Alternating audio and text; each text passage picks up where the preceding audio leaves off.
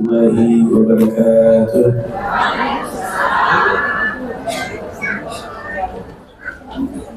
Bismillahirrahmanirrahim. Alhamdulillahirabbil alamin. Allahumma shalli wa sallim ala sayyidina Muhammadin wa ala alihi wa sahbihi ajma'in, amma ba'du.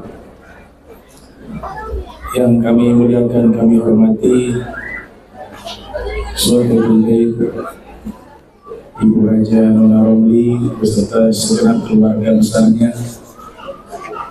Dan saya muliakan, saya hormati para habaib, wabil khusus Al-Habib Muhammad Bagir bin Syekh Abu Bakar bin Salim wal Habib Ahmad bin Toha Al-Haddad, dan seluruh ibu-ibu yang kami muliakan dan kami hormati, dan juga kepada Said Bagir As-Sagaf yang tadi sudah menyampaikan nasihat atau jihad tentang Rasul Muhammad SAW.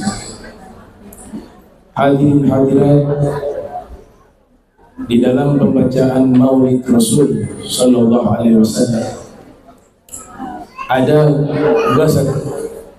ada tujuan pembacaan Maulid Nabi tidak jauh berbeda dengan tujuan mempelajari Sirah Nabawiyah,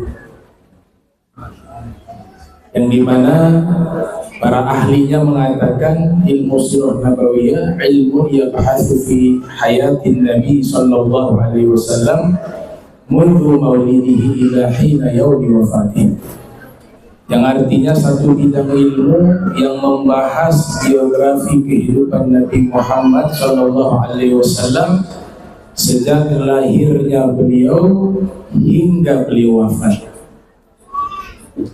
Jadi ketika membaca Maulid Nabi, kita membaca sekalipun tidak tahu arti, itu sudah fadl, satu keutamaan. Tapi kalau yang mau yang afdal, sekaligus memahami makna dan artinya. Karena itu substansi dari Maulid Nabi agar mengenalkan kita kepada junjungan mulia Nabi besar tercinta Sayyiduna wa Maulana Muhammad SAW. Sehingga apa?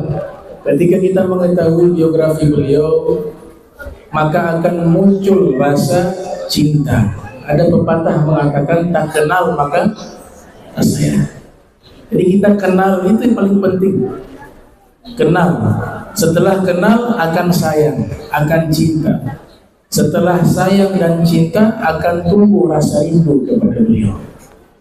Sebagaimana yang dinyatakan oleh Al-Habib Ali bin Muhammad Al-Habsyi, ya, tashwiqan lis-sami'in min khawasil mu'minin wa tarwihan lil muta'alliqin bihadza nuril mubin. Jadi tujuan pembacaan Maulid yaitu menumbuhkan rasa rindu bagi orang yang mendengar biografi Nabi Muhammad SAW dan menjadi orang-orang yang istimewa di kalangan orang beriman. Kalau kita sudah punya rindu kepada Nabi, cinta kepada Nabi, Al-Habib Ali mengibaratkan itulah orang-orang pilihan di kalangan orang beriman.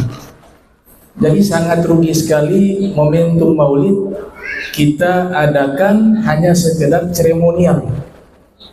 Tapi substansinya adalah menumbuhkan rasa cinta kita kepada baginda Nabi Muhammad SAW. Sekalipun orang yang mengadakan Maulid Nabi tidak ada kata rugi, dengan niat berbagai macam. Kalau majlis ilmu digambarkan oleh Rasulullah SAW, ada orang hadir majlis ilmu niatnya hanya ingin cari makanan. Tapi apa yang dia dapat?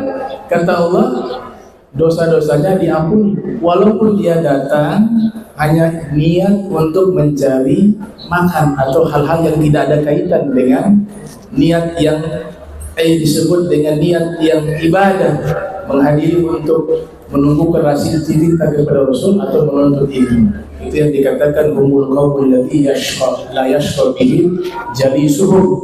Mereka adalah sekelompok kaum yang tidak pernah rugi dan celaka jika duduk bersama mereka.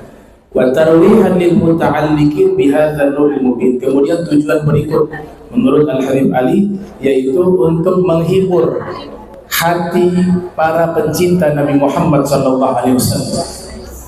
Inilah substansi paling utama di dalam pembacaan maulid. Dan juga ada fadilah yang sangat besar.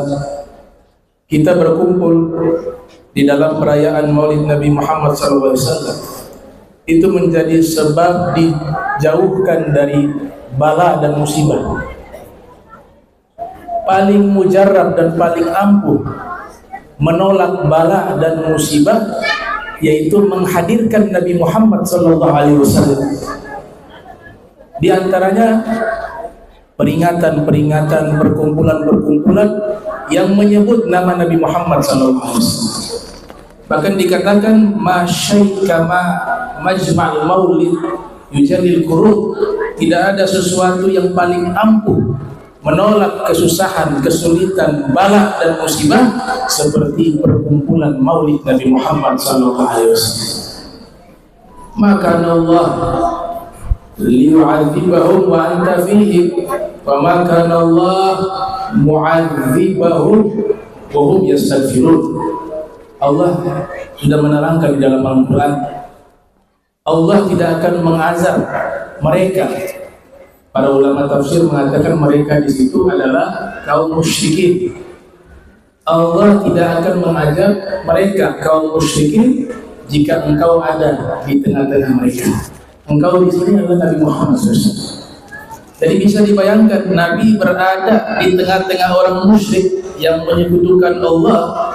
Allah ingin menurunkan bala musibah kepada mereka, akan tetapi di situ ada Nabi Muhammad SAW.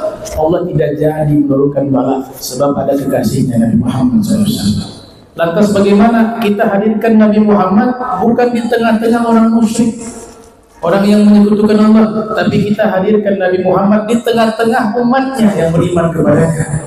Maka kita mendapatkan perlindungan dari Allah Ta'ala, dan tentu kita akan mendapatkan rahmat, maghfirah, dan seluruh kebaikan akan ditumpahkan kepada kita yang berkumpul karena Nabi Muhammad Sallallahu Alaihi Wasallam.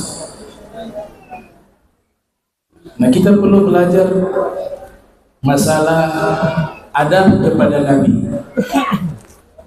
Nabi masih hidup, para sahabat berinteraksi dengan Nabi, Ahlul Bait juga berinteraksi dengan Nabi Sallallahu Alaihi Wasallam. Mereka bisa menerapkan akhlak. Nabi telah wafat, berpindah ke alam barzakh. Kita masih dituntut berakhlak dan beradab kepada Nabi.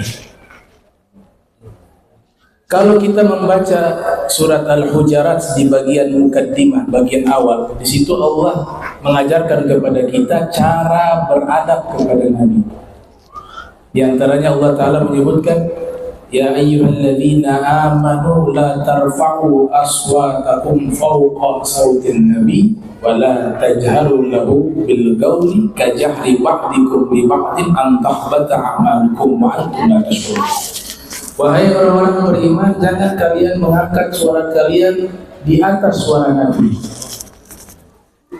Kalau konteks kekinian, adab ini berlaku apabila ada penceramah menyampaikan ceramah, tentu yang dibawa riwayat, tentu yang dibacakan firman Allah dan hadis Nabi Muhammad SAW.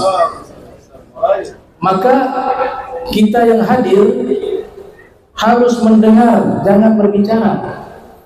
Khawatir masuk ke dalam ayat ini, karena para dai ini mereka berceramah bukan membawa pribadi mereka. Kita para dai hanya menyambung lidah Nabi Muhammad.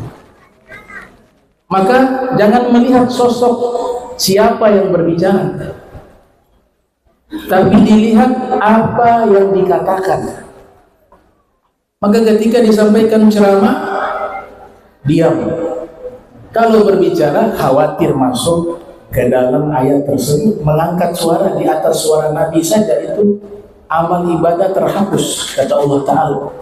Ini adab yang bisa kita amalkan. Kemudian wala tajharul lahu bil qawli kajahri ba'dikum li ba'din. Sama konteksnya, yaitu tidak boleh mengeraskan suara di hadapan Nabi Muhammad. Hanya sekedar mengeraskan suara di hadapan Nabi Muhammad, antahbata a'malukum wa antum la tashurun. Semua amal ibadah kalian terhapus, kata Allah. Kemudian innal ladzina yaghudduna aswatahum 'inda Rasulillah ulaika alladzina imtahana Allahu qulubahum littaqwa wa lahum maghfiratun wa ajrun 'azim. Orang yang memelankan suara di hadapan Nabi. Nah, ayat berikut Allah memberikan apresiasi kepada orang yang berakhlak dan beradab kepada Nabi, yaitu mereka ketika ayat ini turun, kalau berbicara dengan Nabi seperti berbisik dari para sahabat ahlul bait Nabi, karena saking takutnya suara mereka itu lebih keras dari suara Nabi, sehingga kadang-kadang Rasulullah SAW mengatakan, "Coba irfa' sautak." Kalau sudah ada perintah angkat suara, baru mereka berani keraskan suara sekadar untuk Nabi bisa mendengar. Lihat adab yang mereka tunjukkan di hadapan Nabi Muhammad SAW. Apa hasil yang didapat bagi orang yang beradab dan berakhlak kepada Nabi? Allah nyatakan ada takwa, dan bagi mereka dapat pahala yang besar, dan bagi mereka mendapatkan pengampunan dosa dari Allah Subhanahu wa Ta'ala. Innal ladzina yunaduna min wara'il hujurat aktsaruhum la ya'qilun. Lanjutan ayat tersebut, sesungguhnya orang-orang yang memanggil namamu. Dalam tafsir Al-Basit karya Al-Imam Al-Wahidi Naisabur mengatakan ada sekelompok orang datang menemui Nabi, kemudian memanggil Nabi, "Ya Muhammad, ya Muhammad." Turun ayat, Allah katakan itu orang nggak punya akal. Itu orang tidak punya akal. Ini manusia yang dimuliakan oleh Allah Ta'ala dipanggil dengan nama, sedangkan ini adalah sosok figur manusia yang dihormati dan dimuliakan oleh Sang Pencipta alam semesta. Bahkan semua para nabi menyebut nama beliau dengan Ahmad, termasuk Nabi Isa. Nabi Isa mengatakan summiya, dinamakan Nabi Muhammad dengan Ahmad li'annahu ahmadu minni. Nabi Muhammad dinamakan dengan Ahmad karena beliau lebih mulia dari saya, kata Nabi Isa. Itu iktirafnya, pengakuannya Nabi Isa alaihissalam. Jadi tidak boleh kita menyampaikan satu ceramah kemudian tidak ada adab di dalam menyebut nama Nabi, dipanggil Muhammad begini, Muhammad begitu. Nah, ini justru mengajarkan umat untuk su'ul adab kepada Nabi Muhammad SAW. Kecuali ala sabil riwayah wal hikayah, kecuali jalan cerita, ya, ada riwayat cerita di situ menyebutkan orang musyrik memanggil ya Muhammad, ya Muhammad, itu tidak masalah karena sedang meriwayatkan, menghikayatkan riwayat. Tapi ketika menyebut nama Nabi, hukum asalnya harus ada penghormatan. Allah Ta'ala sendiri tidak pernah memanggil dengan nama Muhammad kepada Nabi Muhammad SAW. Disebut ya ayyuhal muzammil, Yasin, Toha. Kalau sebut Muhammad, setelahnya dinyatakan Rasulullah, ia utusan Allah. Allah memanggil dengan gelar kepada Nabi Muhammad SAW. Beliau punya gelar sangat banyak, nama sangat banyak. Kathratul asma'i tadullu ala syarafil musamma. Makin banyak nama dan gelar menunjukkan kemuliaan pemilik gelar dan nama tersebut. Bahkan Imam Suyuti menulis kitab membahas tentang nama-nama Nabi Muhammad berjudul An-Nahjah As-Sawiyah fil Asma'i An-Nabawiyah, yang dikatakan oleh sebagian ulama nama penghormatan Nabi itu lebih dari 200, bahkan ada yang mengatakan 1000 nama yang dimiliki oleh Nabi Muhammad SAW. Nah, ini adab yang perlu kita terapkan. Sekarang Nabi tidak ada dalam konteks tadi memanggil. memanggil nama Nabi. Dalam ceramah kita panggil dengan Sayyiduna Muhammad, Rasulullah, Sayyidul Wujud. Itu kebiasaan para ulama yang punya adab dan zauk. Alhamdulillah ahli sunnah wal jamaah sangat mengedepankan adab dan akhlak kepada Nabi Muhammad SAW. Di zaman kita sekarang ada pewaris para nabi, yaitu para ulama. Para ulama ini tidak menuntut untuk dihormati. Para dai tidak menuntut untuk dihormati.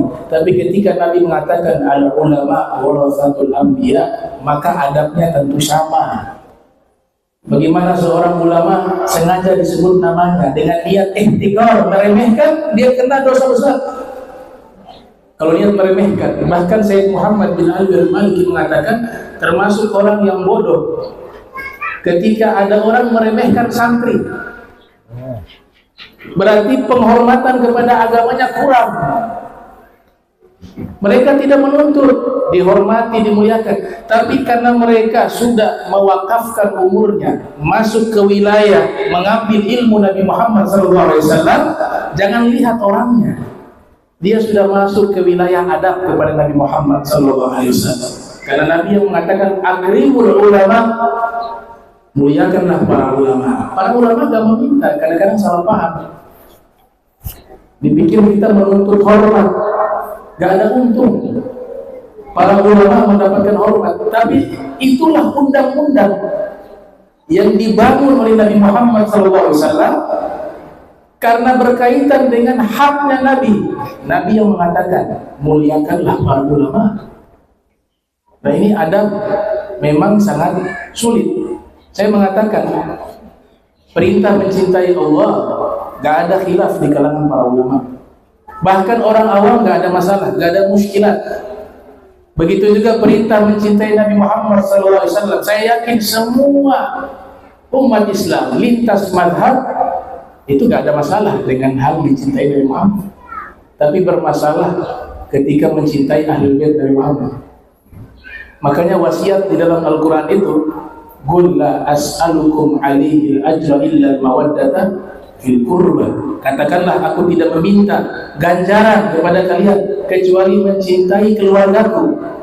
Kenapa ada wasiat ini? Karena Nabi tahu, Allah sudah beri kabar bahwa setelah engkau meninggal, keluargamu yang engkau perintahkan lewat firman Allah untuk mencintai mereka akan dimusuhi. Dan itu tertulis dalam sejarah, gak bisa diingkari. Ahlul Bait Nabi, Imam Hussein terbunuh di Karbala, Sayyidina Ali dimusuhi, Imam Hasan diracun, kemudian turunan-turunannya para imam-imam besar juga dimusuhi. Banyak di antara mereka wafat syahid, dibunuh, diracun. Itulah wasiat Allah sejak awal. Karena mencintai Ahlul Bait itu tidak mudah. Mencintai Allah, Rasul, nggak ada muskilat. Mengakui dan mencintai Ahlul Bait, disitulah muncul masalah. Karena tidak semua orang yang umat Islam mampu mencintai, hanya orang-orang yang hatinya bersih. Saya tutup dengan ayat Allah Ta'ala berfirman, innama yuridullah yudhiba ankum risa ahla baiti wa yutahhirukum tathira. Ada Syekh Saleh Ja'fari, ulama besar asal Mesir, mengatakan man surifa anhum fahuwa minar rijis wa man aqbala ilaihim fahuwa laisa minar rijis. Siapa yang menjauhi Ahlul Bait, membenci Ahlul Bait, memusuhi Ahlul Bait, atau dalam hatinya ada pengingkaran dan kebencian yang terselubung dalam hatinya, maka dia adalah najis. Sebagaimana ayat tersebut, Allah menjauhkan Ahlul Bait dari kotoran-kotoran. Dan siapa yang bisa menerima, mencintai Ahlul Bait, menerima dengan lapang dada, penuh cinta dan penghormatan kepada mereka, maka dia bukan najis. Nah ini pentingnya adab. Ya, kita ibadah sehebat apapun, tapi kalau hak-hak Nabi kita tidak tunaikan, itu bisa menghancurkan amal ibadah. Hanya sekedar mengangkat suara, mengeraskan suara, bisa membatalkan semua pahala-pahala amal ibadah kita. Lantas bagaimana dengan membenci Ahlul Bait Rasul SAW? Bagaimana tidak beradab kepada ulama-ulama Rasulullah sallallahu alaihi wasallam? Ikhwan muslimin rahimakumullah. kita berangkat umroh, Imam Malik mengajarkan adab. Jangan mengatakan zurtu kubran Nabi atau azuru kubran Nabi, saya mau ziarah ke kuburan Nabi Muhammad. Beliau mengatakan makruh. Sekalipun kita ziarah ke makam Rasul, Imam Malik mengajarkan adab. Katakanlah azuru Nabiya Muhammad sallallahu alaihi wasallam. Saya ziarah kepada Nabi Muhammad sallallahu alaihi wasallam. Diajarkan adab kepada umat. Ya, jadi ini pentingnya perayaan Maulid. Mudah-mudahan apa yang disampaikan bisa memberikan manfaat dan semoga kita bertambah mengenal Nabi, bertambah cinta kepada Nabi Muhammad SAW, mengikuti semua ajaran beliau, tunduk kepada perintah beliau tanpa ada pengingkaran sedikit pun atas apa yang beliau perintahkan kepada kita. Amin ya rabbal alamin. Wa'afu minkum ala tadwir. Wassalamualaikum warahmatullahi wabarakatuh. Waalaikumsalam warahmatullahi wabarakatuh. Demikianlah pesan-pesan agama disampaikan oleh jelas ini Jamal Asyadana. Pada pokoknya kita selalu diminta kepada Rasulullah SAW. Selanjutnya kita akan beralih ke penceramah yang ketiga. Jika hati sejernih air, jangan biarkan dia kering. Jika hati seindah bulan, hiasi dia dengan iman. Mudah-mudahan saja kita semua diberi rahmat Allah Subhanahu wa Ta'ala. Mari kita dengarkan pesan-pesan agama dalam memperingati Maulid Nabi besar Muhammad SAW disampaikan oleh Habib Muhammad Wakil bin Ahmad bin Abu Bakar. Semoga kita yang mulia untuk menyimpan pada hari saat kita kembali menghadap Allah Subhanahu wa Ta'ala. Baik, jazakallah. Silakan. Pakai satu sentence. Afwan, لحظة يا حبايب. بسم الله الفتاح الرزاق الكافي الغني الوحيد المجيد الكريم. السلام عليكم ورحمة الله وبركاته.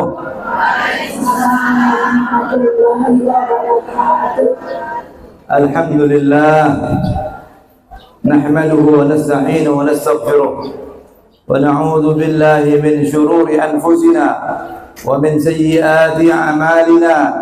من يهده الله فلا مضل له ومن يضلل فلا هادي له. وأشهد أن لا إله إلا الله وحده لا شريك له.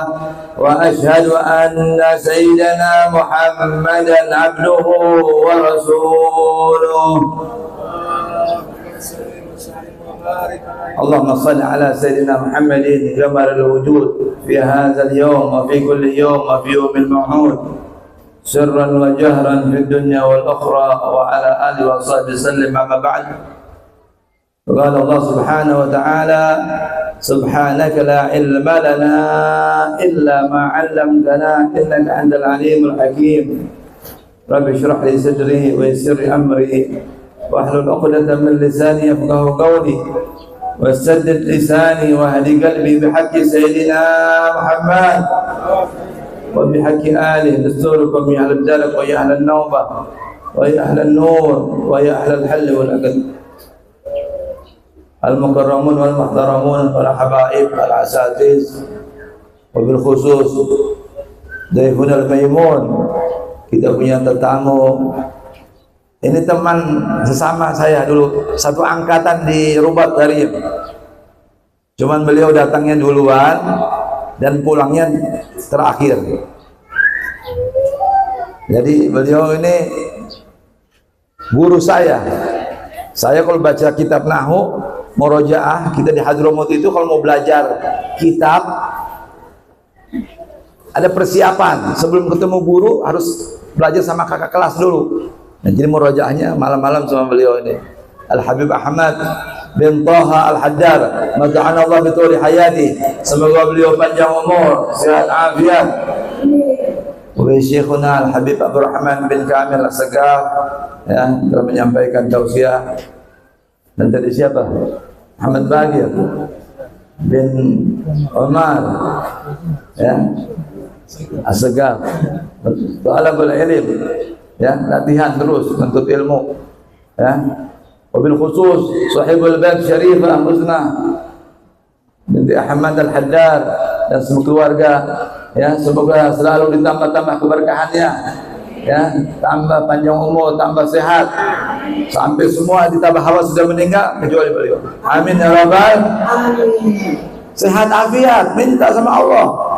Beliau yang kasih, Allah yang kasih sehat, Allah yang kasih panjang umur. Apalagi kalau sudah cinta sama Nabi, tiap tahun bikin maulid, belum yang bulanan, belum yang mingguan, belum kasih. Wah ini, ya, minta sehat afiat, cinta sama Nabi, dekat sama Nabi, ya, dan semua ibu-ibu yang hadir dan hadirat, semoga ditambahkan oleh Allah keberkahannya, dipanjangkan umurnya, diberikan keluarga yang sakinah, mawaddah, warahmah, anak-anak yang salihin wa salihat. Amin ya rabbal. Ini tujuanlah hadir maulid tadi. Sudah sampaikan Habib Abdul Rahman. Majikama majma'al maulud bijalil qulub. Tidak ada perkumpulan yang lebih baik untuk menghilangkan gundah gulana, kesumpekan, kecuali dengan mengingat maulid Nabi Muhammad sallallahu alaihi wasallam. Zaka waktu aubadik ya asi idza basyarit atau kamaga. Ini waktu taubat. Sebaik-baiknya maulid tujuannya untuk kita memulai taubat kembali dari dosa-dosa yang lalu yang pernah kita lakukan. Kita tiap hari ini apa?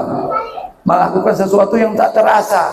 Tahu-tahu ngomongin orang, tahu-tahu mendengar sum'ah, tahu-tahu ada pikiran riya, kadang-kadang ada ujub, bangga diri, mau lebih dari orang, merendahkan. Itu selalu istighfar. Ya. Nabi SAW sebuah hadis Rasulullah bersabda, "Ittaqillaha haitsuma kunta." Bertakwalah engkau di mana saja dan kapan saja engkau berada. Jangan waktu maulid doang pada jilbaban rapihan. Nanti ada undangan joget, rombeng, ya buka lagi mode. Nah ini naudzubillah, naudzubillah, men. Kapan saja, di mana saja, di masjid, di pasar, di majelis ilmu, di kantor, takwa sama Allah. Wa atbi sayyi'atal hasanata tamhuha, dan iringilah keburukan dengan kebaikan. Setiap berbuat ada sedikit tergelincir mulut, hati, apalagi langsung istighfar. Astagfirullahaladzim, astagfirullahaladzim. Dan satu amalan yang paling bagus, ya, sebelum sholat subuh, sholat fajar 2 rakaat yang ditinggal. Rakaatul fajr khairun minad dunya wa ma fiha. 2 rakaat sebelum subuh lebih baik daripada dunia dan isinya. Setelah Al-Fatihah baca Alam Nashrah. Rakaat pertama baru qul ya ayyuhal kafirun. Rakaat kedua Alam Tara baru qul hu. Itu kata amalan ulama-ulama, man hafidha ala alam wa alam hufidhu minal alam. Siapa yang menjaga 2 alam dijaga dari segala penyakit. Alam Nashrah dan Alam Tara. Baru baca subhanallah bihamdi subhanallah azim astagfirullah 100 kali, cuman 100 kali. Nabi nggak suruh 1000, nggak usah 10.000, 100. Siapa yang mengamalkan zikir tersebut, Allah ampuni dosanya walaupun seperti buih di lautan. Ada orang yang susah meninggalkan maksiat, hatinya maksiat, masa cuma subhanallah bihamdi subhanallah azim astagfirullah diampuni dosanya. Nanti dia nggak suka sama dosa itu. Dosa yang pernah kita suka, yang hobi kita lakukan, akhirnya Allah angkat, Allah cabut itu rasa nikmat karena sering kita membaca subhanallah bihamdi subhanallah azim.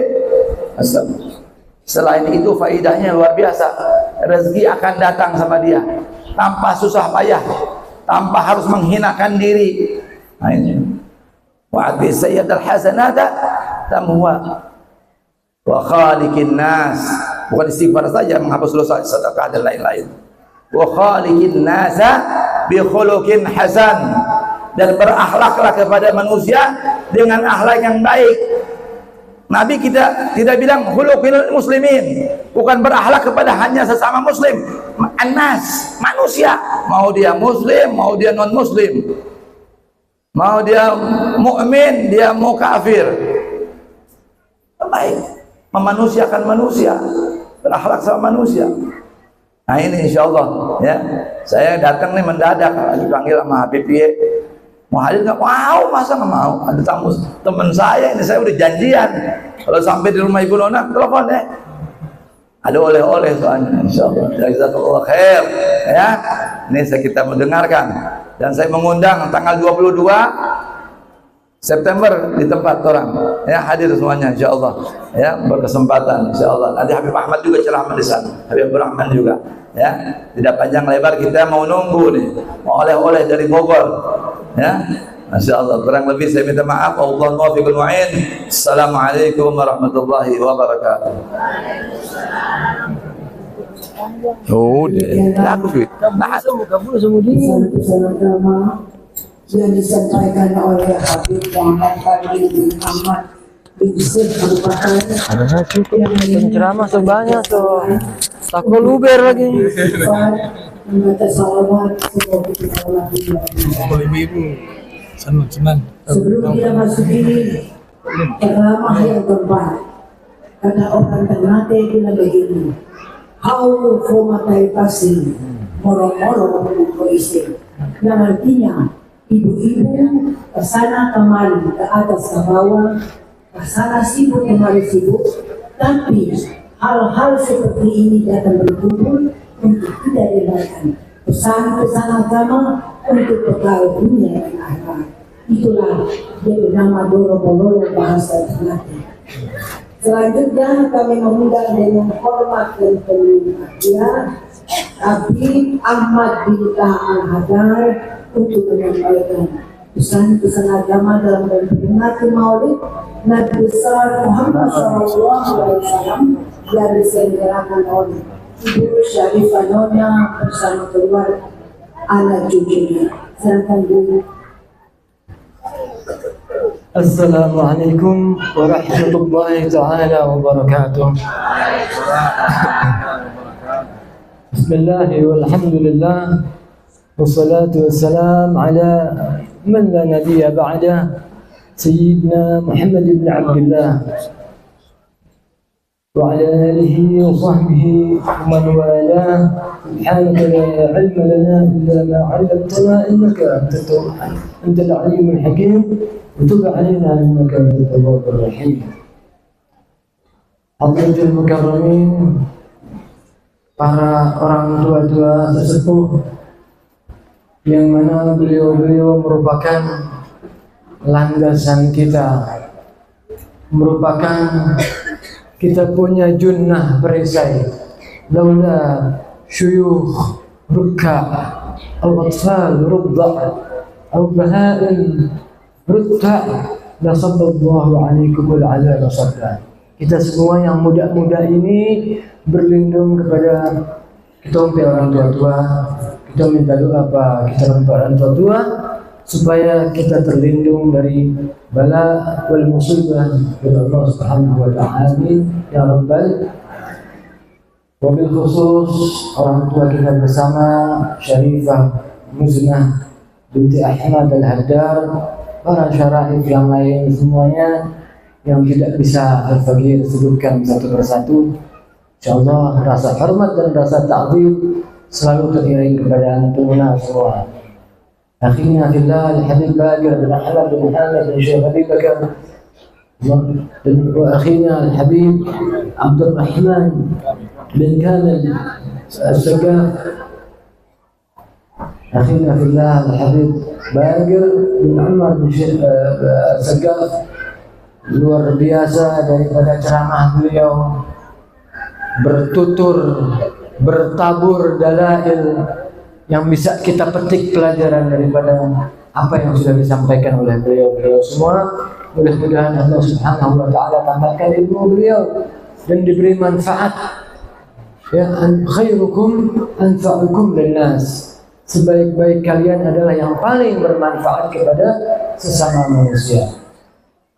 Hadirat rahimakumullah, ibu-ibu, majlisnya Rasulullah sallallahu alaihi wasallam sudah sama-sama kita dengar apa yang disampaikan oleh para penceramah. Jadi kita hadir di sini, ayo sama-sama kita perbaiki niat kita di dalam hadir tiap-tiap acara.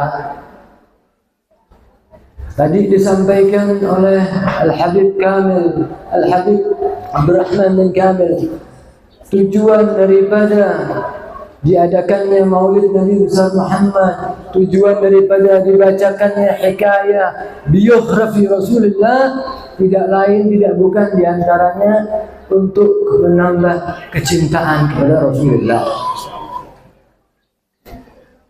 Kita hadir di dalam satu acaranya Nabi Muhammad. Kalau dikatakan di dalam Al-Quran, la nufarriqu baina ahadin minhum, kami tidak bedakan di antara para anbiya, namun tidak terbantahkan kita punya Nabi Muhammad ini levelnya jauh, ibu sekalian para hadirin. Jauh. Beliau tadi bilang kalau nabi-nabi yang lain di dalam Al-Quran disapa oleh Allah Subhanahu wa taala, ya Adam askun anta wa zawjuka jannah, ya Nuh ihbit bi salamin minna, ya Ibrahim ya Yahya khudhil kitaba biquwwah, disebut namanya langsung oleh Allah Subhanahu wa taala. Tapi demikian ta'zimnya, tahrimnya, ihtiramnya Allah Subhanahu wa taala mengangkat derajat nabi kita, tidak pernah panggil nama.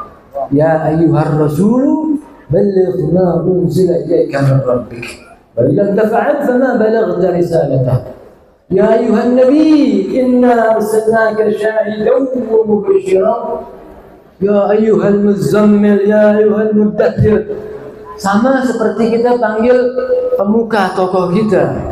Sekarang ini sudah zaman pilkada. Kita panggil, kita punya bupati, tidak mungkin kita panggil namanya. Bapak Bupati, Bapak Camat, Bapak Lurah, Bapak RT, Bapak RW, demikian. Kita tidak panggil langsung nama beliau. Tanda penghormatan kepada beliau. Kalau nabi yang lain, Nabi Allah Musa masuk ke satu lembah suci namanya lembah Tua. Ikhla'na 'alaika ya Musa fa innaka bil wadil muqaddas Tua. Disuruh copot sendalnya Nabi Musa masuk satu lembah suci. Tapi nabi kita sampai Sidratul Muntaha tetap pakai sandal beliau. Alhamdulillah sekali. Kalau nabi lain Allah tidak berjanji. Allah tidak berjanji, ya Rasulullah, seandainya umatmu bikin dosa, kemudian datang kepadamu, meminta ampun kepadaku, engkau memintakan ampun buat mereka, Allah akan langsung mengampuni dosa-dosanya. Ibu-ibu, hadirat sekalian, kalau kita ikuti kita punya aslaf, natrah adyan ala adyanihim. Kita tiap pagi laksanakan salat al-isyraq. Di dalam salat al-isyraq itu dibaca rakaat pertama ayat A'udzubillahi minasyaitonir rajim, walau annahum zalamu anfusahum ja'uka fastaghfirullaha wastaghfara lahum rasulu lawajadullaha tawwabar rahima. Setelah Fatihah kemudian baca surat Al-Kafirun. Pada rakaat yang kedua nanti ada selebarannya buat ibu-ibu yang kebetulan masih di dalam kamar, belum saya keluarkan. Buat yang bersabar nanti insya Allah akan, yang kepingin minat akan dibagikan tentang pelaksanaan salat al-isyraq. Rakaat yang kedua setelah surat Al-Fatihah kita baca wa man ya'mal su'an aw yadhlim nafsahu thumma yastaghfirullah yajidillaha ghafurar rahima. Nabi kita, Allah janji tidak kepada nabi-nabi yang lain. Apa janjinya Allah? Yang pertama di dalam rakaat yang kedua, siapa-siapa yang punya kesalahan, wa may ya'mal su'an aw yadhlim nafsahu, atau zalim sama dirinya sendiri, thumma yastaghfirillah, kemudian minta ampun kepada Allah, yajidillaha ghafurar rahima, Allah akan ampuni dosanya. Cuma tidak tahu kapan diampuni. Mungkin besok baru diampuni, atau minggu depan, atau mungkin bulan di muka, atau mungkin tahun di muka, mungkin setelah mengalami sakit dulu baru diampuni dosanya, atau mungkin setelah dia meninggal baru diampuni dosanya, atau bahkan setelah ditimbang, atau bahkan dicuci dulu dari api neraka. Allah janji akan diampuni dosanya, namun masih wazannya fi'il mudhari', akan diampuni oleh Allah Subhanahu wa taala. Tapi kita tidak tahu rahasia Allah kapan dosa kita akan diampuni kalau kita langsung istighfar. Namun ibu-ibu sekalian, luar biasanya Nabi kita nih, Allah sampai saking cintanya semua dikasih sama Allah. Dijanjikan oleh Allah, ya Rasulullah, lau annahum idzalamu anfusahum, seandainya mereka umatmu, kita semua ini zalim sama diri kita berbuat dosa, larangan kita jalankan, perintah kita abaikan, idzalamu anfusahum, ja'uka, kemudian datang kepadamu ya Rasulullah. Ada itu kata dalam bahasa Indonesia, dalam bahasa Arab artinya kalimat. Itu kalimat ja'uka digaris bawahi oleh para ulama. Ja'uka step 1, yang kedua fastaghfirullah, minta ampun kepada Allah. Step yang ketiga wastaghfara lahumur rasul, engkau ya Rasulullah istaghfar lahum, memintakan ampun kepada Allah Subhanahu wa ta'ala. Ini istimewanya kita punya Nabi Muhammad, la wajadullaha tawwabar rahima, benar-benar mereka telah mendapati, artinya simple past tense, sudah kontan diampuni, langsung diampuni oleh Allah Subhanahu wa ta'ala segala dosa-dosanya. Mereka dapati Allah sebagai zat maha pemberi taubat dan maha pemberi kasih sayang. Kalau yang pertama akan diampuni. Makanya Al-Imam Al-Habib Abdullah bin Ali bin Muhammad Al-Haddad di dalam qasidahnya, ya Sayyidi ya Rasulullah, ya man lahul jah 'inda Allah, innal musiiina qad ja'uk. Nah, ja'uka lafadznya qasidahnya Habib Abdullah ini ngambil dalilnya daripada Al-Qur'an tadi, walau annahum dzalamu anfusahum ja'uka. Ya Sayyidi ya Rasulullah, ya Sayyidi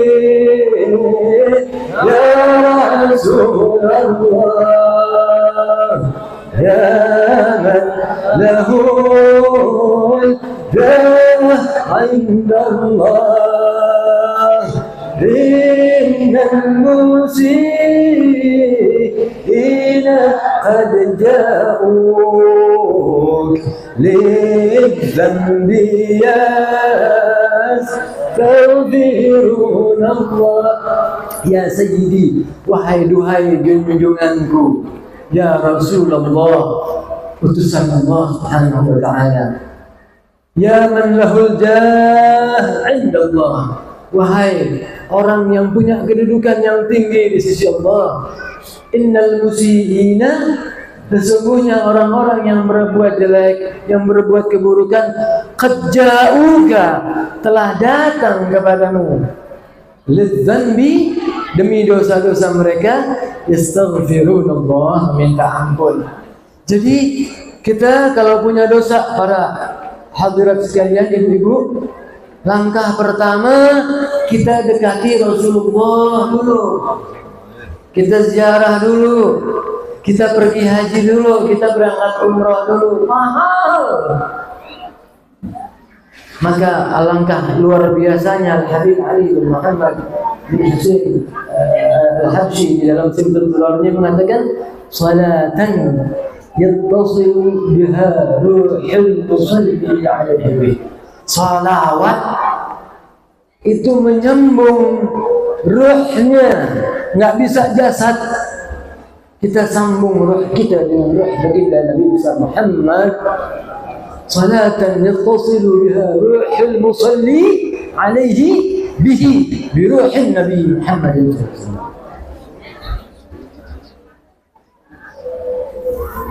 Ini terus Mas Pak, masih jauh. Boleh tambah 5 atau 10 menit lagi. Kenapa Habib Ali mengatakan salawat bisa menyambungkan rohnya? Kita yang melantunkan salawat bisa sambung roh kita dengan rohnya baginda Nabi Muhammad. Ada ceritanya ibu-ibu. Satu kali Sayyidatuna Aisyah radhiyallahu anha, beliau sedang menjahit di dalam kamarnya. Menjahit satu malam. Kemudian karena benangnya sudah pendek, maka jarumnya, kepala jarum terlepas. Jatuhlah jarumnya ke lantai. Lantai dulu masih pasir. Dicari-cari oleh Bunda Aisyah, tidak ketemu itu jarum. Faja'an Nabi sallallahu alaihi wa alihi wa sahbihi wa sallam muniran wajhuh. Wajahnya bercahaya kayak Habib Zaki, kayak Habib Abdurrahman, kira-kira begitu. Habib bagian bercahaya muniran wajhuh, sampai kelihatan itu jarum, sampai terlihat beliau dapat itu jarum, ketemu jarumnya. Akhirnya, ya Rasulullah, gemetar Sayyidatuna Aisyah. Tapi Rasulullah mengatakan, wail, celaka. Siapa yang celaka ya Rasulullah? Celaka orang yang bakhil. Kok tahu-tahu kurang kaget Rasulullah mengatakan bakhil. Ada hubungan apa antara wajahnya bersinar dengan orang bakhil? Celaka orang yang bakhil. Siapa yang bakhil? Yang bakhil ya Rasulullah. Man lam yusalli alayya 'inda dzikri ismi. Siapa yang tidak menyebut salawat ketika namaku disebut. Ketika disebut nama Nabi Muhammad, tidak bersalawat, namanya bakhil. Akur? Clear? Kalau tidak dengar nama beliau, kita punya wirid salawat setiap hari 10 atau 100 misalnya. Tidak dengar nama beliau, tidak dipinta untuk bersalawat, tapi kita memberi. Kira-kira orang dermawan bukan itu, ibu-ibu sekalian? Dermawan bukan? Tidak dipinta untuk bersalawat, tidak mendengar nama Nabi Muhammad, tapi setiap hari kita bersalawat. Setiap hari kita hadir di dalam majelis-majelis ilmu yang melantunkan salawat. Di dalam majelis-majelis salawat, tidak dipinta kita kasih. Namanya kalau bahasa Arab namanya karim, dermawan. Tidak dipinta tapi dikasih. Nyambung kira-kira ya? Nyambung. Nah, Rasulullah hobinya juga dermawan. Tatkala ada siapa yang minta kepada beliau, beliau kasih apapun yang ada. Minta kambing, dikasih kambing satu gunung sama Rasulullah kepada. Kemudian datanglah Badui tadi membawa umatnya, dibagi-bagi sama orang kampungnya, datang kepada Nabi Muhammad, washhadu an la ilaha illallah wa anna Muhammadur Rasulullah. Hikmahnya. Nah, ini yang bisa kita tarik pelajaran. Hobinya Rasulullah berbagi. sama dengan orang yang bersolawat tanpa dipinta, tanpa mendengar nama beliau, memberikan daripada solawat tersebut, maka kita berusaha untuk mensejajarkan hobi kita dengan hobinya Nabi besar Muhammad sallallahu alaihi wasallam. Kalau orang-orang yang hobinya sama, kira-kira hobi mengair, so datang rumah pagi-pagi, toki rumah, tempi mengair, kira-kira begitu kan? Ini mohon maaf, saya ini kelahiran Jakarta, jadi lisan Betawi. Cuma sesedikit dengar-dengar orang Ternate, oh begini. Kira-kira mohon maaf kurang-kurang itu ya. Orang yang hobinya sama, hobi batu cincin, zaman batu bacaan, selalu dikumpulkan di tempat yang sama, menyambung jasadan au ruha. Orang yang hobinya sama selalu nyambung, baik dia punya jasad ataupun rohnya. Demikianlah orang yang bersolawat. Al-Habib Ali bin Muhammad bin Husain Al-Habsyi mengatakan, salatan yattasilu biha ruhul musalli alaihi. Kira-kira paham gak nih? Kira-kira paham gak? Karena solawat itu, saat kita tidak dengar nama beliau, kita sebutkan itu solawat, maka kita termasuk orang yang dermawan, sama dengan baginda Rasulullah, sama dermawannya. Kita mau mencoba untuk menyamakan hobi kita dengan hobi kesenangannya, ruhbahnya Rasulullah sallallahu alaihi wasallam. Alhamdulillah, ya, pelajaran yang mungkin pada maulid ini ibu-ibu sekalian tadi dikatakan bahwa disebutkan biografi untuk menambah rasa cinta. Di dalam ayat Allah Subhanahu wa taala paparkan dengan jelas, wa kullan naqussu 'alaika min anba'ir rusul ma nuhabbit bihi fu'adak. Allah Subhanahu wa taala menceritakan, memaparkan, menjelaskan, mengupas karakteristik biografi Nabi besar Muhammad SAW. Dan nabi-nabi terdahulu diceritakan, wa kullan, semuanya, kata Allah Subhanahu wa taala, naqussu 'alaika min anba'ir rusul. Kami kisahkan, kami ceritakan kepada engkau tentang kabar, berita, perihal, kabar perjalanan hidup nabi-nabi dahulu. Kira-kira apa sih hikmah yang tersembunyi di mana Allah Subhanahu wa taala menceritakan kisah-kisah nabi-nabi yang sudah mendahului Rasulullah kepada Nabi Muhammad? Apa hikmahnya? Ma nuthabbit bihi fuadak. Semua itu supaya menguatkan engkau punya fuad, engkau punya mental ya Rasulullah, engkau punya hati. Di dalam dakwah beliau selalu mendapat hambatan, rintangan, tantangan, gangguan, cobaan, ujian dan lain-lain. Itu semua bisa luntur dengan apa? Dengan Allah ceritakan kisah-kisah Nabi dulu. Jangan khawatir, wahai kecintaanku Nabi Muhammad.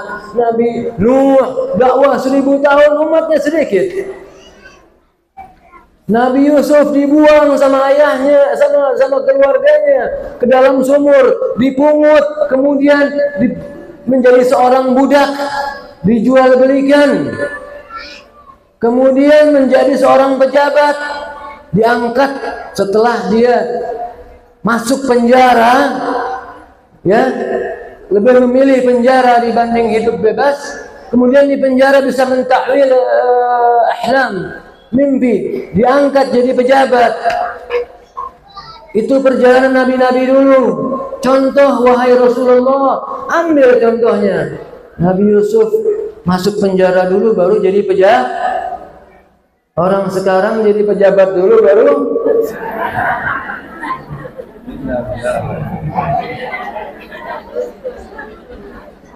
Nah, intinya ibu-ibu sekalian, bahwa cerita nabi-nabi dulu itu bisa menguatkan hatinya Rasulullah. Nah, pelajaran dari perayaan Maulid ini, alhamdulillah, tadi kita dengarkan ibu-ibu luar biasa pembacaan Maulidnya sampai doanya selesai. Bagaimana ceritanya Nabi yang paling afdal? Tentunya itu bisa jadi obat. Siapa yang sakit, kita coba resep ini. Yang hatinya kurang mantap, yang mungkin rezekinya kurang banyak, yang mungkin barangkali punya hajat kepada Allah Subhanahu wa taala, kita coba cerita Nabi dulu saja bisa menguatkan hatinya Rasulullah. Bagaimana ceritanya Nabi Muhammad? Ya, siapa-siapa yang masih punya hajat di rumah sendiri baca maulid latihan. Kalau belum lancar untuk membaca maulid, undang tetangga, undang ustaz supaya bisa memperlancar daripada pembacaan maulid. Ya, mungkin saudara-saudara kita mengatakan, wah ini hal di zaman dulu tidak ada nih maulid. Kalau memang betul ini Nabi sobeking, para sahabat sobeking. Ada saudara-saudara kita begitu mengatakan bahwa ini baru, hal yang baru, yang bid'ah. Tapi Allah ini merayakan maulid qaulan wa fi'la.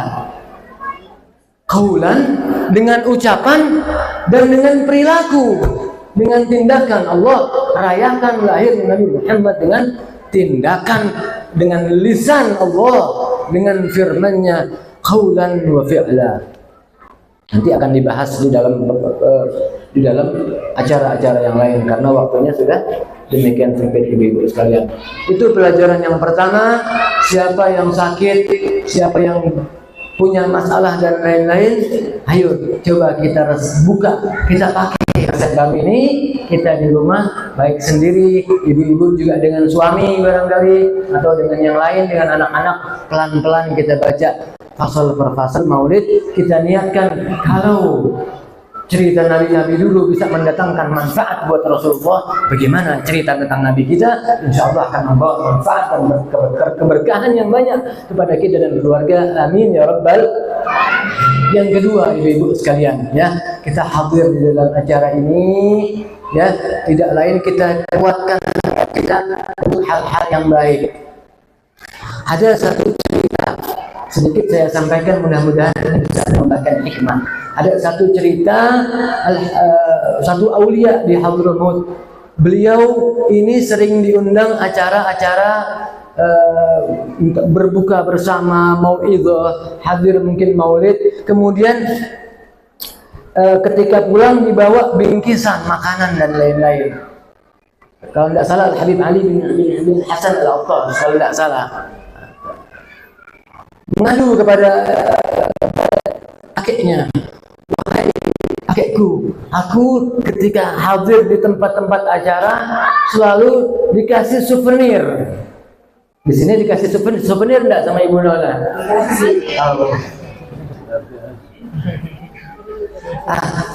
Saya selalu dikasih bingkisan.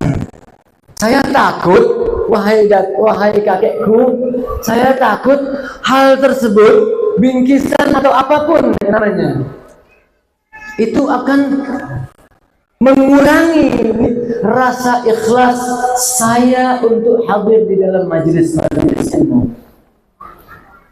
Bagaimana caranya? Orang sekian beda sama orang sekarang. Orang dulu khawatir, dia mau tahu bagaimana pengalaman datuknya untuk menghalau hal sedemikian. Bagaimana wahai ya jadi, bagaimana caranya saya bisa menghalau sesuatu berupa syai' min ad-dunyawiyah, hal duniawi bisa mengubahnya untuk hadir di dalam majelis ilmu, hadir di dalam maulid, untuk sholat, ibadah dan lain-lain, puasa dan lain-lain. Bagaimana caranya saya tetap bisa di dalam fondasi keikhlasan. Kemudian kakeknya bercerita, wahai cucuku yang aku cintai, pernahkah engkau mendengarkan cerita tentang umminya Nabi Musa alaihissalam. Tatkala beliau menghanyutkan Nabi Musa kecil ke Sungai Nil, kemudian berhari-hari tidak bertemu dengan anaknya. Kemudian anak tersebut dipungut oleh imra'ah Fir'aun, Siti Asiyah. Ada beda antara zaujah dengan imra'ah, nanti bisa kita bahas. Diangkat menjadi qurrata ain, menjadi kasih sayang mereka, sampai ketika si bayi Nabi Musa kecil ingin menyusu, tidak ada seorang pun, baik dari Bani Israel ataupun dari orang Mesir, ibu yang bisa menyusui Nabi Musa kecil. Kemudian dicari oleh tentara Fir'aun sampai ke kediaman ibunya Nabi Musa, dijemput barangkali bisa menyusui, ternyata cocok.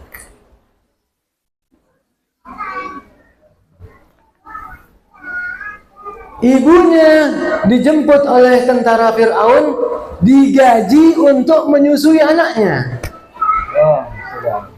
Anaknya yang dia sudah rindu, kangen. Kira-kira kalau jadi ibunya Nabi Musa, mengharapkan gaji dari Fir'aun atau mengharapkan ketemu anaknya yang dicintai? Saya mau tanya sama ibu-ibu nih. Ketemu anak, kasih ibu sepanjang jalan. Itulah perumpamaan kita hadir di dalam majelis ilmu, menuntut ilmunya Allah, menuntut ilmunya Rasulullah.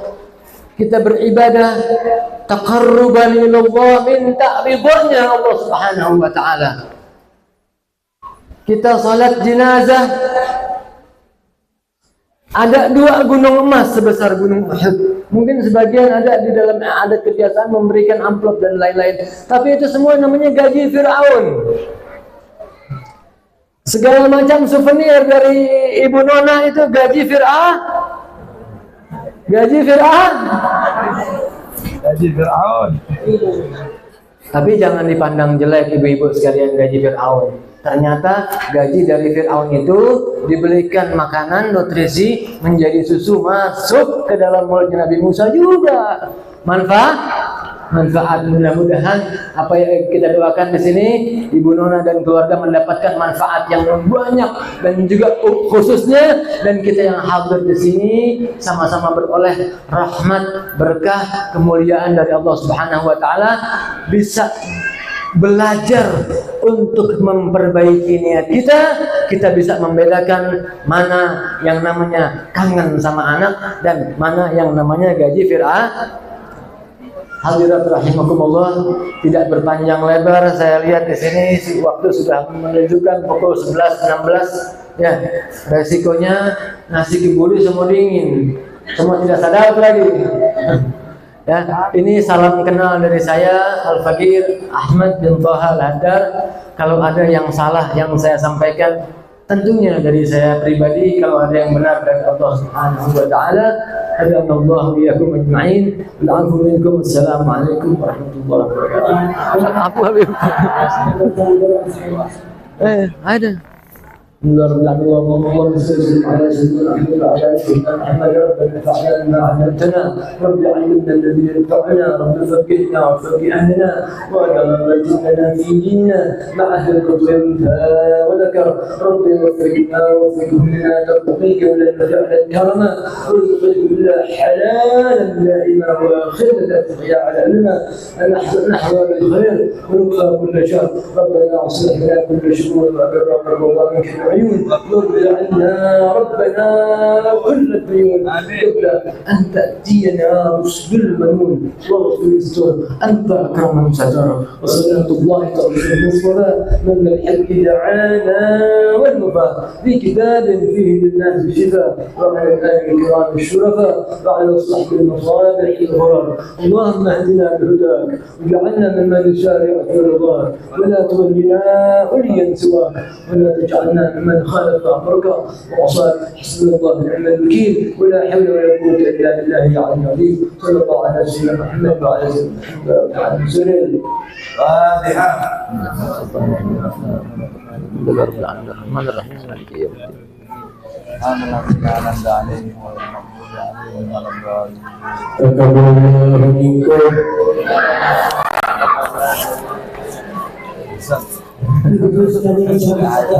Alafu capek. Pesawat. Habib Muhammad Wahid bin Ahmad anak tersayang Muhammad Wahid bin Ahmad dan yang terakhir dari